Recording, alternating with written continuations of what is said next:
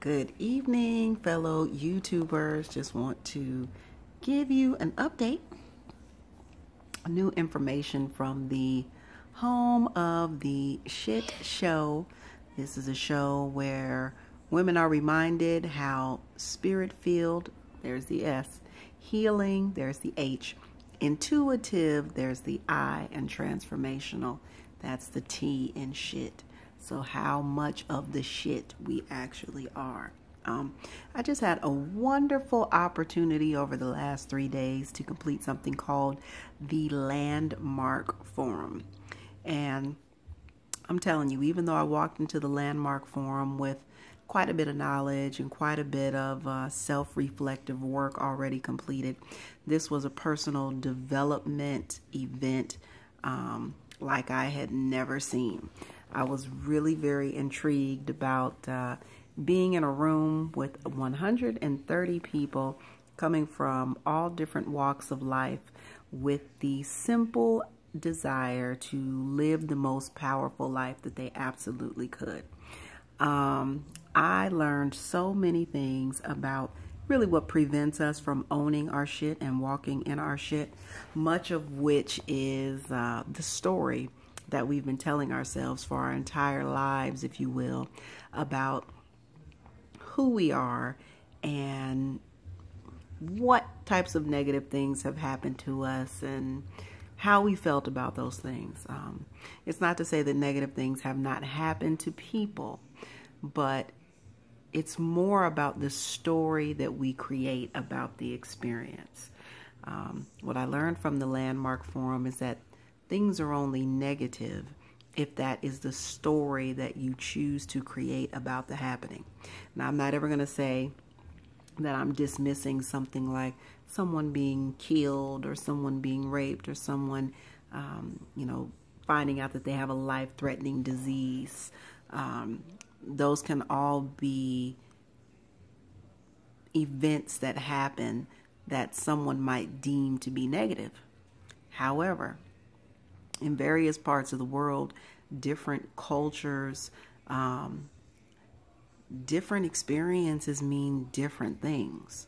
So the things that we tend to think are so awful and are so mind-blowing and just horrific may be things that other people just perceive as normal happenings of life, or catalyst to something greater, or a change in form, if you will, or a movement from one life to the next. I mean, it's all so much tied into, again, the story that we make that experience mean to us specifically. I saw amazing things happening with people and their breakthroughs. A lot of things they were breaking through were just the walls, the prison walls that they've created for themselves, the prison walls that they now live in that are solely based in their mind, and how understanding that, again, so much of what's happened to you in your life is the story that you've told about the experiences. Knowing that it's a story, you have the ability to reconcile some of those things that you thought were absolutely true that really weren't absolutely true. They were just ideas or thoughts that you had about things that happened. So, for instance, a lady said that, she was really upset about her father always putting her down, making her feel bad because her father was always calling her chubby, or he was making other comments. But if we just use the chubby comment, the forum leader was very good at putting things into perspective. He said, what is chubby? Is there really even such a thing as chubby? And when your father told you that you were chubby, what did that mean to you?